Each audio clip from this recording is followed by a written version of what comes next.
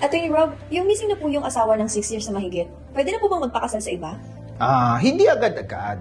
Sa ilalim ng Article 41 of the Family Code, kung ang nawawalang asawa ay hindi na matagpuan ng 4 na magkakasunod na taon at mayroong well-founded belief na patay na ito, maaari ka na magsampa ng petition for declaration of presumptive death ng nawawala mong asawa.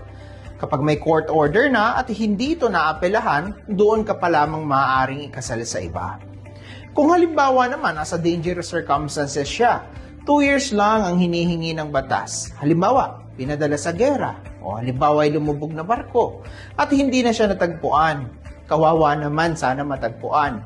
Tandaan mo, nawawala ha, dahil yung iba ay alam nila na hindi sumakabilang buhay ang kanilang asawa, ngunit sumakabilang bahay pala.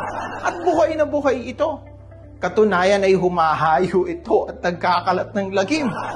Baka pagka ganong pagkakataon ay pinadeclare mo siya na patay na siya at buhay na buhay naman siya, baka yung nagpetition pa ang makakasuhan ng perjury dahil sa pagsisinungaling sa korte. Malinaw ba? Para sa akin patay na.